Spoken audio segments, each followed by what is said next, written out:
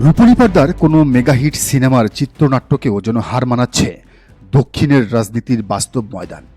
সিনেমায় যে নায়ককে আমরা দেখেছি একাই একশো হয়ে ক্ষমতাবানদের দাম্ভিকতা চূর্ণ করতে, আজ তিনি বাস্তবের মাটিতে দাঁড়িয়ে তামিলনাড়ুর মসনদ দখল করেছেন। আজ রবিবার 10 মে 2026 তামিলনাড়ুর মুখ্যমন্ত্রী হিসেবে শপথ নিলেন থালাপাতি বিজয়। কিন্তু এই শপথ গ্রহণ কি কেবলই একটি রাজ্যের ক্ষমতার পালাবদল, নাকি এটি দিল্লির বুকে বসে থাকা নরেন্দ্র মোদীর গদি উল্টে দেওয়ার এক ভয়ঙ্কর ব্লুপ্রিন্টের প্রথম ধাপ? রাজনৈতিক মহলে এখন কান পাতলেই শোনা যাচ্ছে এক রোমহর্ষক কানাঘুষা। তামিলনাড়ু তো স্রেফ একটা ট্রেইলার। থালাপাতি বিজয়ের আসল লক্ষ্য হল সোজা দিল্লির মসনদ। সিনেমার অ্যাকশন হিরোর মতোই এবার তিনি গোটা ভারতের নেতৃত্ব দেওয়ার এক মেগা মাস্টার প্ল্যান নিয়ে মাঠে নেমেছেন। থালাপাতি বিজয়ের আসল নাম জোসেফ বিজয় চন্দ্রশেখর। মাত্র 2 বছর আগে 2024 সালের ফেব্রুয়ারিতে তিনি তামিলাগা ভেত্রি কাজাগাম নামে নিজের রাজনৈতিক দল গঠন করেছিলেন। আর তার দল টিভিকে আজ 234 আসনের তামিলনাড়ু বিধানসভায় আসন লাভ করেছে 107টি। শরিকদের নিয়ে সেই ম্যাজিক ফিগার পেরিয়ে আজ তিনি মুখ্যমন্ত্রীর চেয়ারে। এই জয় কোনো সাধারণ জয় নয়, এটি তামিল রাজনীতির এক 49 বছরের পুরনো ইতিহাস ভেঙে চুরমার করে দেওয়ার জয়। সেই 1977 সালে এমজি রামচন্দ্রন চলচ্চিত্র জগৎ থেকে এসে সরাসরি নিজের শক্তিতে তামিলনাড়ুর মুখ্যমন্ত্রী হয়েছিলেন। 1987 সালে মৃত্যুর আগ পর্যন্ত তিনি ছিলেন একচ্ছত্র অধিপতি। এমজিআরের পর জয়ললিতার মতো মেগাস্টার মুখ্যমন্ত্রী হলেও তিনি নতুন দল গড়েননি, বরং এমজিআরের গড়া এআইএডিএমকের উত্তরাধিকার হয়েছিলেন। রজনীকান্ত বা কমল হাসানের মতো সুপারস্টাররা রাজনীতিতে এসেও যা করতে পারেননি, বিজয় আজ সেটাই করে দেখালেন। কোনো পূর্বসূরির কাঁধে ভর না করে সম্পূর্ণ নিজের হাতে গড়া দল নিয়ে মাত্র 2 বছরের ব্যবধানে তিনি তামিলনাড়ুর মুখ্যমন্ত্রী হলেন। অনেকেই ভাবছেন বিজয়ের এই উত্থান হয়তো রাতারাতি কোনো ম্যাজিক, কিন্তু না, এটি এক সুদীর্ঘ 15 বছরের নিখুঁত, শীতল এবং সুপরিকল্পিত মাস্টার প্ল্যান। আগের অভিনেতাদের মতো তিনি অভিনয় জগৎকে আঁকড়ে ধরে রাজনীতির ময়দানে শখের বশে নামেননি। 2009 সাল থেকেই তিনি তার ছড়িয়ে ছিটিয়ে থাকা ফ্যান ক্লাবগুলোকে বিজয় মাক্কাল ইয়াক্কাম নামে একটি নির্দিষ্ট ছাতার নিচে নিয়ে আসেন। শুরুতে এটি ছিল শুধু সমাজসেবা ও জনকল্যাণমূলক সংগঠন। শিক্ষা সামগ্রী বিলি, বিপদে মানুষের পাশে দাঁড়ানো, এসবের মধ্য দিয়ে তারা তৃণমূল পর্যায়ে এক বিশাল নেটওয়ার্ক তৈরি করে ফেলে। 2011 সালে এই সংগঠন এআইএডিএমকে জোটকে সমর্থন দিয়ে বিজয় প্রথম তার ভোট ব্যাংকের ক্ষমতা পরীক্ষা করেন।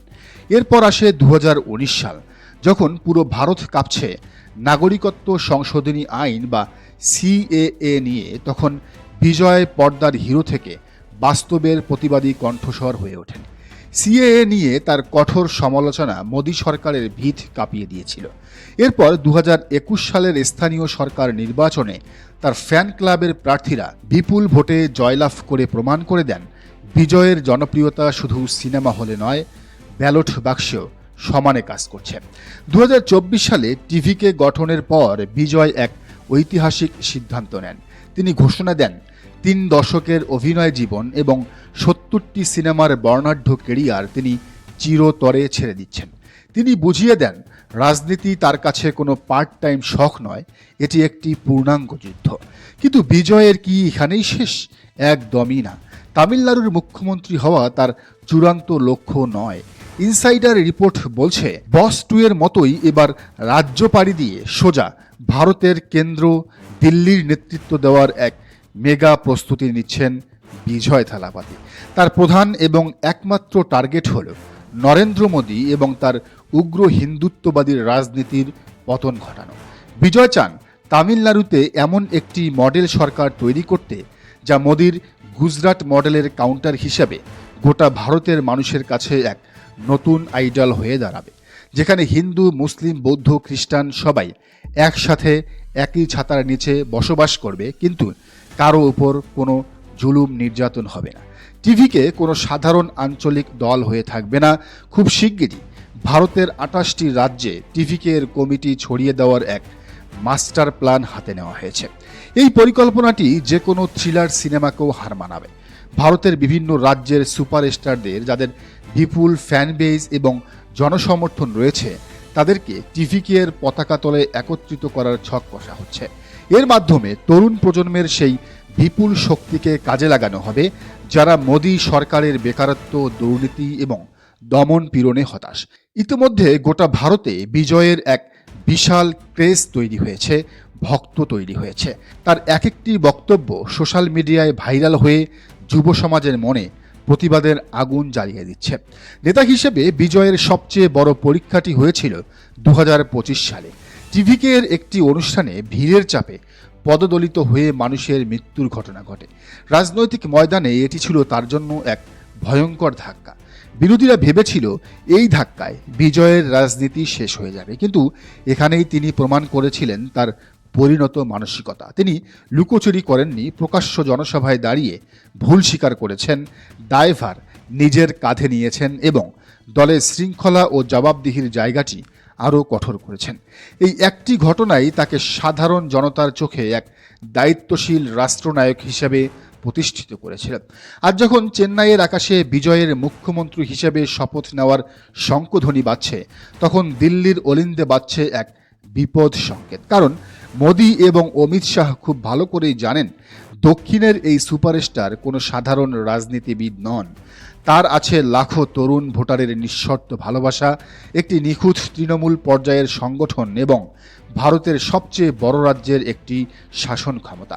তামিলনাড়ুতে মোদী বিরোধী ক্যাম্পেইন চালিয়ে বিজয় প্রমাণ করে দিয়েছেন যে বিজেপির উগ্র জাতীয়তাবাদ এবং সাম্প্রদায়িক বিভাজনের তাস দক্ষিণে অচল। এবার সেই একই ফর্মুলা তিনি ভারতে প্রয়োগ করতে যাচ্ছেন। ভারতের 28টি রাজ্যে যখন বিজয়ের ফ্যান বেস এবং অন্যান্য সুপারস্টাররা একজোট হয়ে মোদী সরকারের দুর্নীতির বিরুদ্ধে নামবে, তখন দিল্লির সেই অহংকারী মসনদ টিকিয়ে রাখা বিজেপির জন্য এক দুঃস্বপ্ন হয়ে দাঁড়াবে। মোদী যেভাবে ভোট ডাকাতি, ভোট চুরি করে বিভিন্ন রাজ্যে ক্ষমতা দখল করছে, সেখানে সবচেয়ে বড় প্রতিবাদী কণ্ঠস্বর হয়ে দাঁড়াবেন বিজয় থালাপতি। রূপালী পর্দার জোসেফ বিজয় চন্দ্রশেখর আজ তামিলনাড়ুর মুখ্যমন্ত্রী, কিন্তু আগামী দিনে তিনি যদি পুরো ভারতের বিরোধীদের একজোট করে দিল্লির লালকেল্লায় থাবা বসান, তবে অবাক হওয়ার কিছু থাকবে না। রাজনীতির দাবার বোর্ডে থালাপাতি তার প্রথম চালটি দিয়ে রয়েছেন এবং সেই চালেই কুপকাত হয়েছে তামিলনাড়ুর সব বাঘা রথী মহারথীরা, দ্রাবিড় রাজনীতির পূর্বপুরুষরা। এবার শুরু হলো মোদির গদি দখলের আসল খেলা। আর এই শ্বাসরুদ্ধকর পলিটিক্যাল থ্রিলারের শেষ কথায় তা হয়তো সময় এবং ভারতের কোটি কোটি তরুণ ভোটারই ঠিক করবে। দর্শক, এই বিষয়টিকে আপনি কিভাবে দেখছেন? বিজয় থালাপতি কি পারবেন মোদির গদি দখল করতে কিংবা দিল্লির মসনদ দখল করতে? আপনার মন্তব্য জানান কমেন্টের ঘরে। আর এই চ্যানেলে নতুন হলে অবশ্যই সাবস্ক্রাইব করে রাখুন এবং বেল আইকনটি বাজিয়ে রাখুন, যাতে পরবর্তী ভিডিওটির নোটিফিকেশন আপনার কাছে যায়।